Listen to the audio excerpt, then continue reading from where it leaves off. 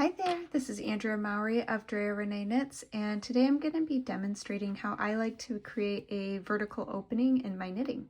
This is really great for buttonholes.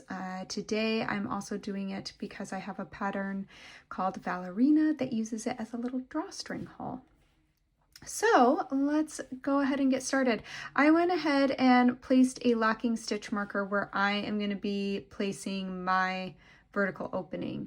You don't have to do that, but it is really helpful so you don't have to keep counting to get where you want to place that opening. If you're following a pattern, you're going to work however many stitches it says in the pattern. I'm just working on a little swatch here. And it does not matter how you hold your yarn. If you are continental style holding it in your left hand like I am here, or if you hold it in your right hand, English style, the concept is the same no matter what. So just go ahead and knit to where you need to place the buttonhole.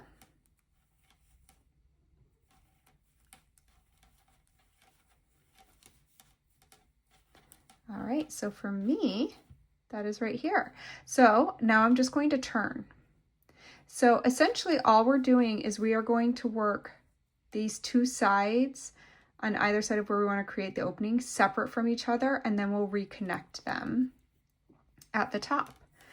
Now I like to slip this first stitch to create a really tidy opening. So to do that, because I'm on a purl side, I'm going to hold my working yarn to the front and I'm going to insert my right hand needle as if to purl, and I'm just going to pass that stitch over to my right hand needle without working it, and then I will go ahead and purl the rest of the way across my stitches.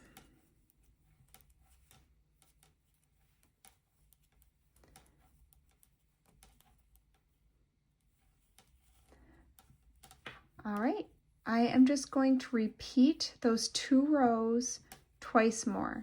So I'm going to knit to my stitch marker, or to the opening. You can already see where the opening's being created. And then I'm going to turn my work. I'm going to slip the first stitch and purl to the end. So I'll meet you back here in just a minute after I finish that up. Okay, you can see that I've built up the fabric on the right side of my opening. I need to just knit one more time to my marker or to the opening. And then you want to break your yarn, and we're not going to turn this time because we're going to jump our gap and we're going to start working on the other side of our buttonhole.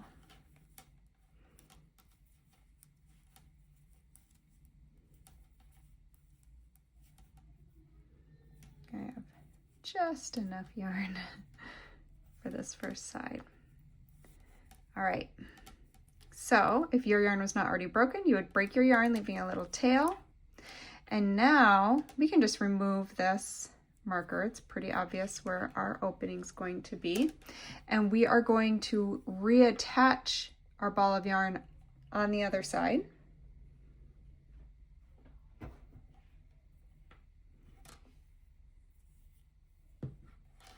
And we are just going to knit all of the stitches on this side, and then we'll turn.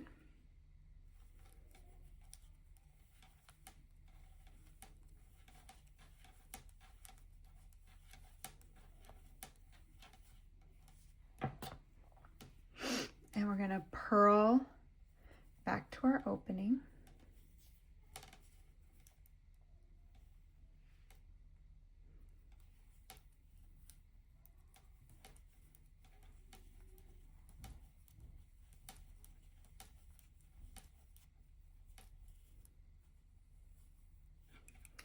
Now, just like we slipped the first stitch of the wrong side over here, we want to slip the first stitch on this side as well, but because these are knit stitches, we need to hold the yarn to the back as we slip this first stitch.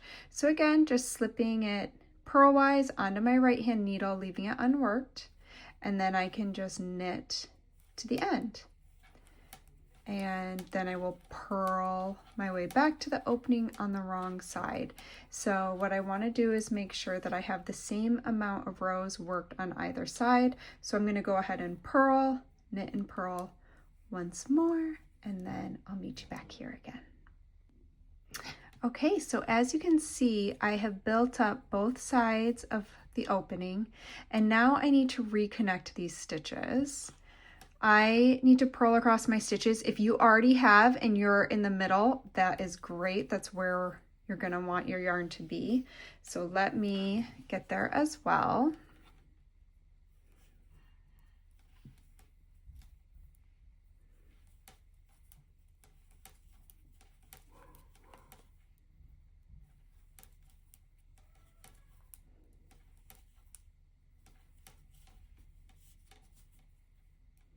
And now I'm at the gap, and I'm just going to simply jump the gap and start working all those other stitches that had been on hold while I worked the other side.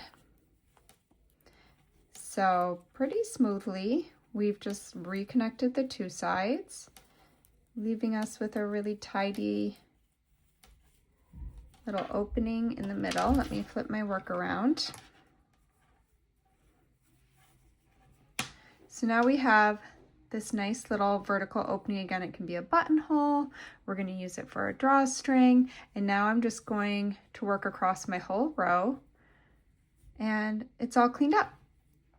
When you go to weave in your ends at the end, you can always tighten up if there's any gaping or anything like that happening. You can always use this little tail just to reinforce and strengthen it, but otherwise it is a pretty tidy little opening in your work. I hope you found this helpful, and happy knitting.